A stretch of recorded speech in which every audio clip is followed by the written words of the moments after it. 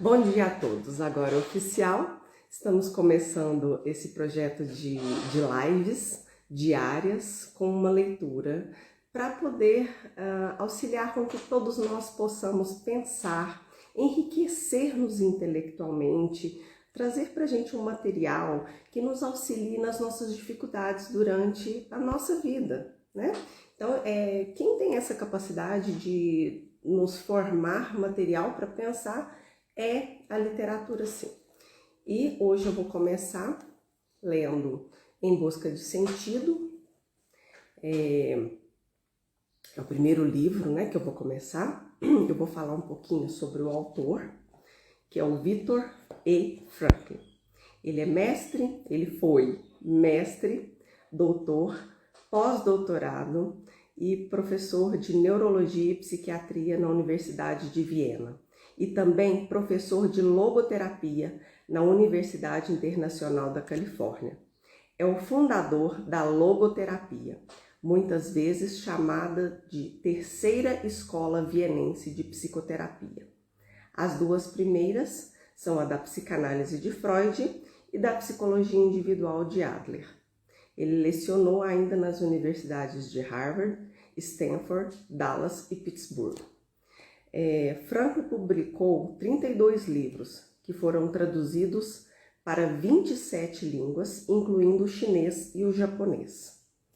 Além disso, foram publicados 151 sobre Frankl e sua obra, por outros autores. As muitas viagens de conferências, para as quais recebeu convite de mais de 200 universidades, levaram Frankl a muitos países de todos os continentes, inclusive ao Brasil, onde esteve em 84.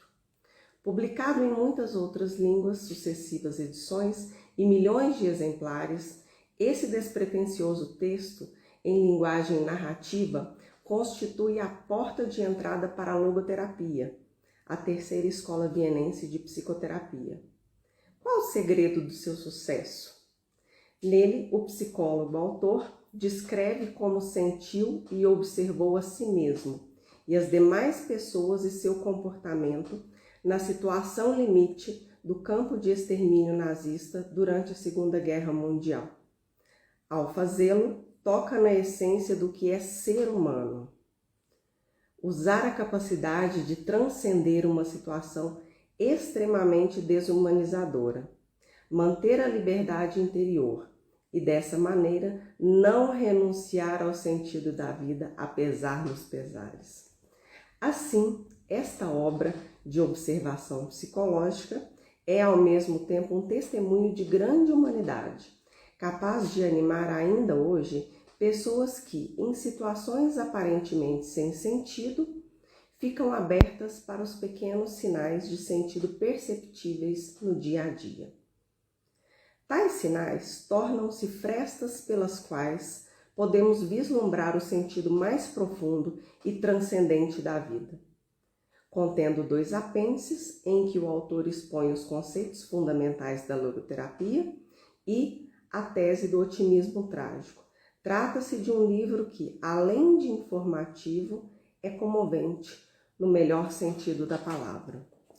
Então, falar um pouquinho sobre a obra, sobre o autor, sobre a sua biografia, nos leva a ver o quanto é um caminho muito importante para a gente poder trabalhar o nosso sentido da vida. Ele começa trazendo com um desejo, né, de narrar o que aconteceu com ele de forma anônima, mas no final ele percebe a importância de se identificar, porque ali ele vai estar criando uma nova teoria a partir daquilo que ele viveu, né? Então, esse livro, ele está na edição número 55.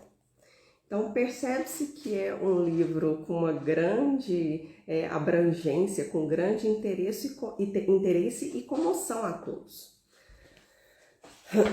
À medida que eu for lendo, deixem comentários, né? Esse momento de live aqui não é somente um momento para leitura. Eu gostaria que ele fosse um momento de interação, percepções que vocês forem tendo, alguma coisa que chamar a atenção, olha, Priscila, eu percebi que isso aqui fala com a minha alma, isso aqui me faz pensar sobre isso. Deixa aí nos comentários, né? Isso ajuda bastante a ter uma interação e mostrar com que só não é um material daqui para aí, né? Isso, eu gostaria que isso fosse sentido como uma troca.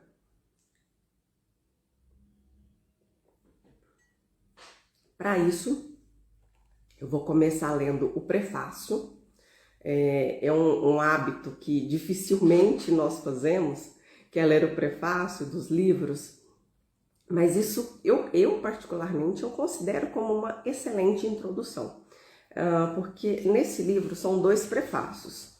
Um prefácio realizado por Gordon Allport, que foi um ex-professor de psicologia na Universidade de Harvard, um dos maiores escritores e professores nesta área, e publicou vários livros.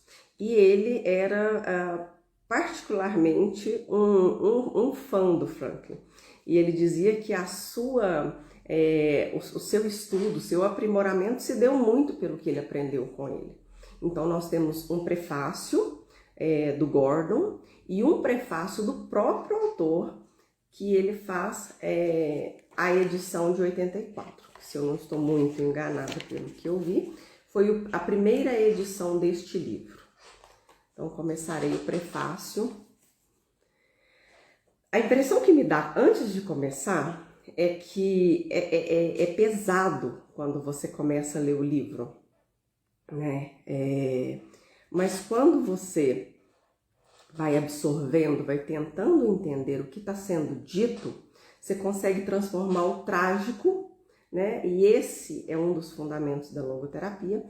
Você consegue transformar o trágico em um degrau. Então, vamos lá. O escritor e psiquiatra Viktor Frankl costuma perguntar a seus pacientes que estão sofrendo muitos tormentos, grandes e pequenos: por que não opta pelo suicídio? É a partir das respostas a essas perguntas que ele encontra frequentemente as linhas centrais da psicoterapia a ser usada.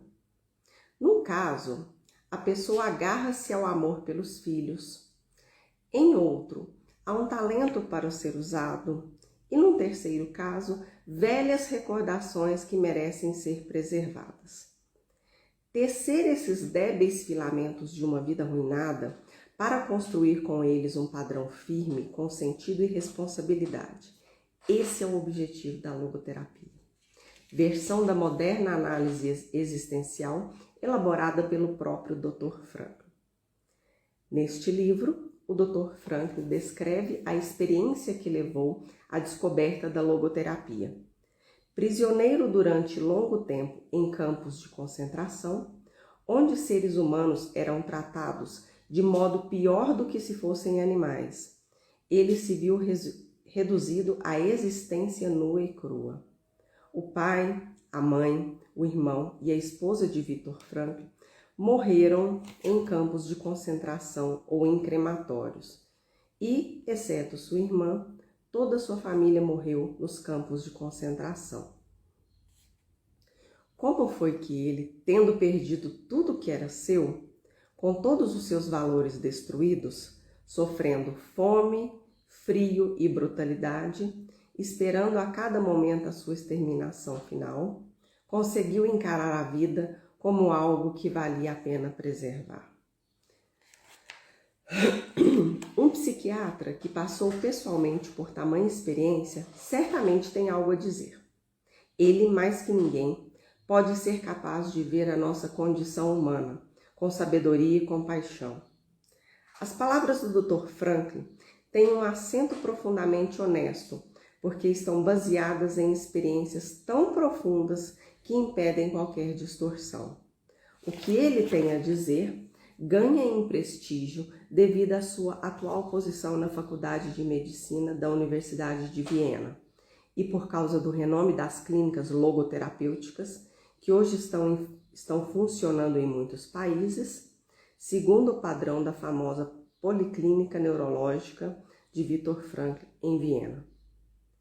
É impossível evitar a comparação entre os enfoques terapêuticos e teóricos de Frankl e o trabalho do seu predecessor Sigmund Freud. Os dois médicos se preocuparam basicamente com a natureza e a cura das neuroses.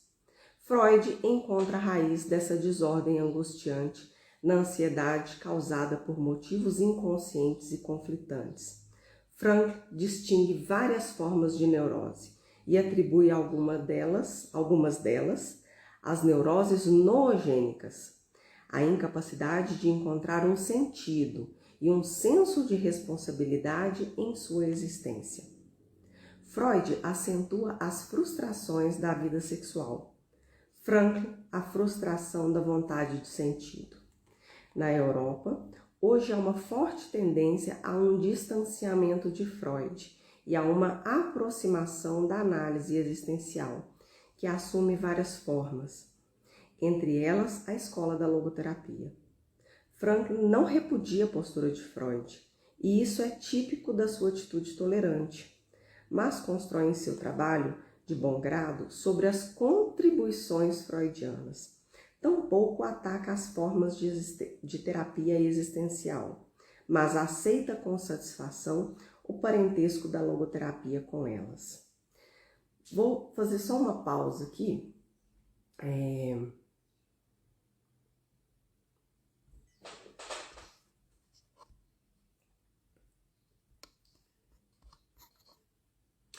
Um comentário ao Rafael: esse livro transforma vidas, é verdade. Quando o psicólogo Gordon, nesse prefácio, ele está falando sobre as duas abordagens, a abordagem da psicanálise de Freud e da logoterapia de Frankl, ele deixa muito claro que Frankl ele não se opõe, né, mas que ele mostra que existe algo além das nossas pulsões, dos nossos instintos e da nossa atividade unicamente instintiva. Então, quer dizer que uma anula a outra? Não. Quer dizer que nós, enquanto seres humanos, não somos apenas carne, não somos apenas instinto, pulsão, não somos, de certa forma, animais. A nossa razão, ela nos leva a ter sentimentos em relação àquilo que sentimos fisicamente.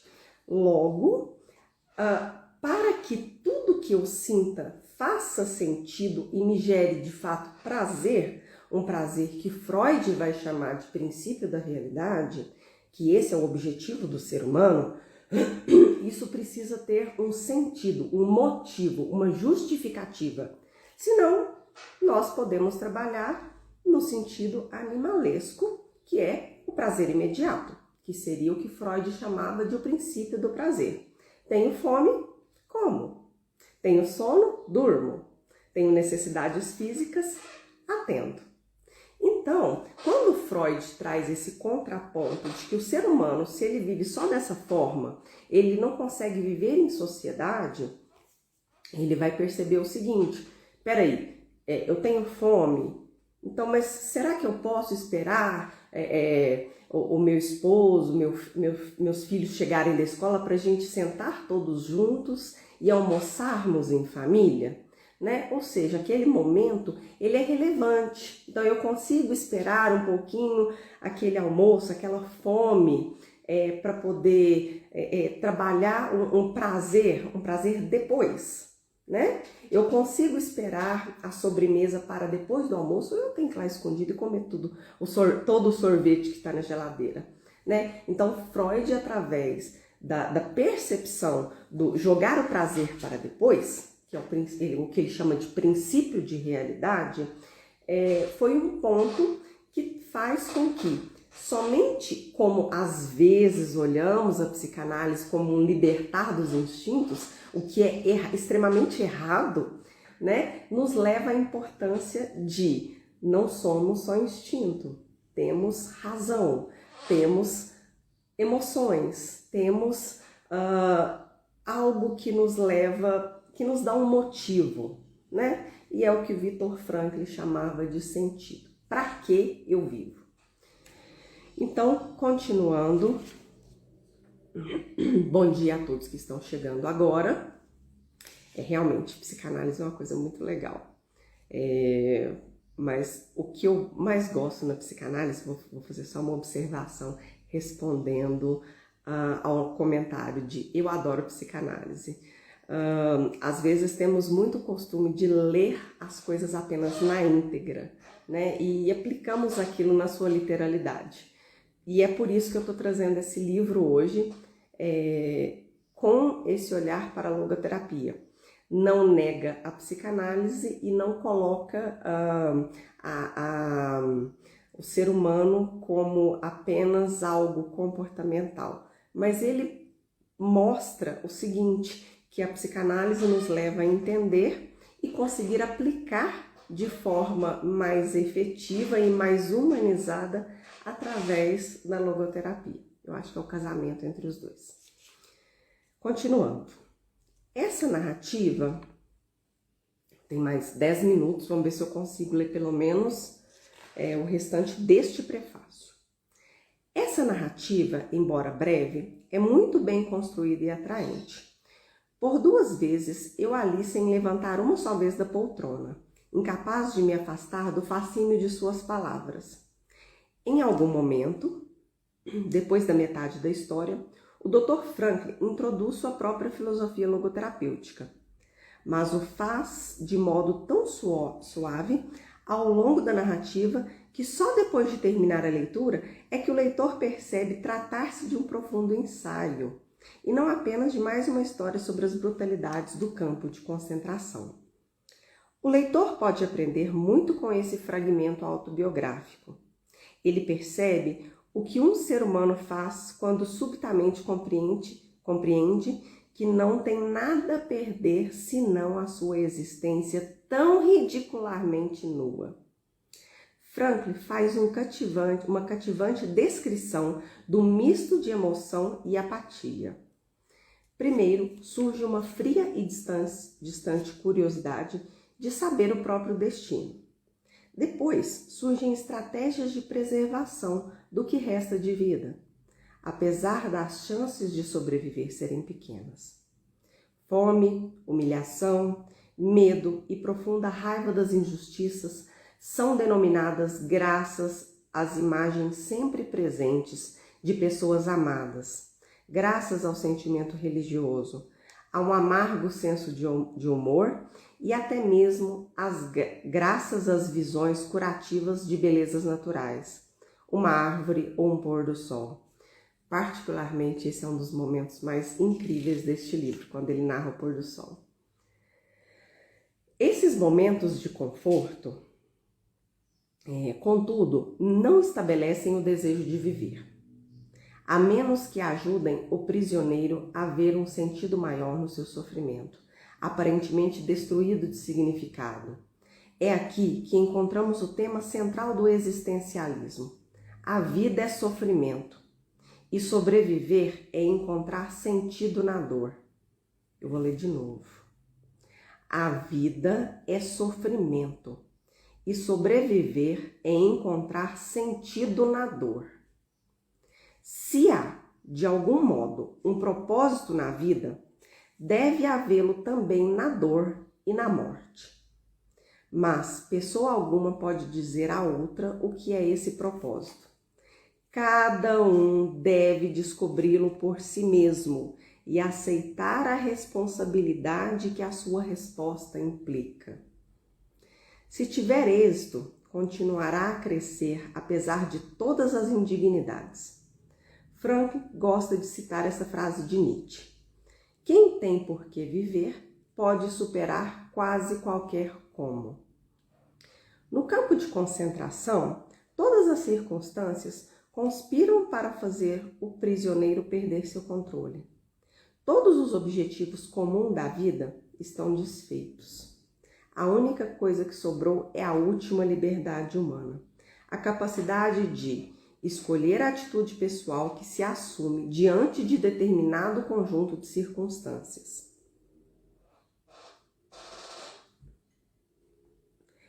Essa liberdade última, reconhecida pelos antigos estoicos e pelos modernos existencialistas, assume um vívido significado na história de Franklin.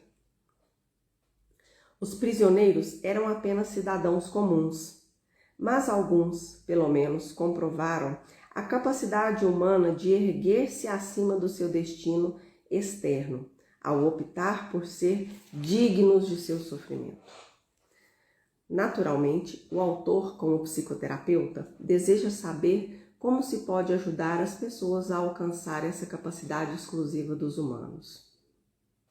Como se pode despertar num paciente o sentimento de que ele é responsável por algo perante a vida, por mais duras que sejam as circunstâncias? Franklin nos dá um emocionante relato de uma sessão terapêutica que teve com seus companheiros de prisão. Respondendo a um pedido do editor, o Dr. Franklin acrescentou à sua autobiografia uma exposição breve, mas clara dos pontos básicos da logoterapia. Até agora, a maior parte das publicações desta terceira escola vienense de psicoterapia, as anteriores são as de Freud e Adler, têm aparecido em alemão. Assim, o leitor gostará de um texto adicional de Franklin, complementando sua narrativa pessoal. Ao contrário de muitos existencialistas europeus, Franklin não é nem pessimista e nem antirreligioso. Ao contrário do que um escritor que enfrenta com coragem a ubiquidade do sofrimento e das forças do mal, ele assume uma visão surpreendentemente positiva da capacidade humana de transcender sua situação difícil e descobrir uma adequada verdade orientadora. Recomendo sinceramente este pequeno livro, porque é uma obra-prima de narrativa dramática, focalizada nos mais profundos problemas humanos. Tem méritos literários e filosóficos e fornece uma estimulante introdução a um dos mais significativos movimentos psicológicos de nossos dias. Gordon W. Allport. Então, bom dia aos que chegaram agora. Eu acho que neste pequeno prefácio fica muito claro a riqueza dessa obra e o quanto ela pode acrescentar a cada um de nós e despertar em cada um qual é o ponto que me faz encontrar um motivo para viver. Uma coisa muito interessante, que eu gosto muito de pensar sobre a leitura deste livro, é aquele simples comentário que às vezes as pessoas fazem, né? Parece que as pessoas gostam de trazer um ponto mais trágico do que o outro. Por exemplo, uma pessoa chega para você, você conta para uma pessoa assim: nossa, bati o meu dedo. Aí a pessoa: eu bati meu dedo e eu perdi a unha e ali eu tive que ir no hospital e o médico arrancou meu dedo. Então, assim, dá a impressão de que a história parece ser sempre mais trágica do que a sua. Mas você tem esse poder para ler esse livro dessa forma, em que você pode olhar para a sua vida e falar assim: cara, eu tô sofrendo para quê? Né? O meu sofrimento é tão insignificante. Ou você pode ler da forma que opinião pessoal, eu chamaria de correta, que é a forma o seguinte: se a pessoa saiu de uma situação dessa e conseguiu encontrar aquilo que é o sentido dela, quer dizer que eu tenho o meu campo de concentração. Eu vivo no meu campo de concentração. Qual é ele? É o desemprego, é o rompimento da família, é adicto na família que traz situação difícil, é a morte de um ente querido. Esse é o meu campo de concentração. Qual é o seu campo de concentração? Gostaria que você pensasse muito sobre isso, para que a gente, juntos aqui, pudesse, dentro deste campo de concentração, qual é o único. Eu não vivo o seu e você não vive o meu, a gente não vive do Viktor Frankl, né? A gente pode olhar e perceber que cada um tem o seu campo de concentração. E a gente precisa encontrar um sentido ali dentro, né? Por que eu estou passando por isso? Ao invés de se lamentar e falar que eu sou um coitado por estar passando por isso, o nosso objetivo aqui é o seguinte: Como que eu vou me enriquecer, me fortalecer e criar raízes emocionais e conseguir me fortalecer e perceber o seguinte: se eu estou passando por isso é porque eu tenho capacidade para sair, é porque eu tenho capacidade para criar algum recurso e me fortalecer frente às minhas dificuldades. Cadê o seu pôr do sol dentro do seu campo de concentração? É isso que a gente precisa conseguir encontrar. E é por isso que eu escolhi este livro para ser o primeiro de muitos para um enriquecimento emocional, né, do nosso imaginário, porque é lá que a gente vai buscar respostas para aquilo que falta na nossa vida. Agradeço a presença de todos. Espero que continuem aqui. Amanhã tem mais. Vou ler mais um pouquinho para vocês. Estarei aqui todos os dias, de segunda a sexta, das 7h30 às 8h. Um grande abraço. Desejo uma excelente semana para todos. Até amanhã.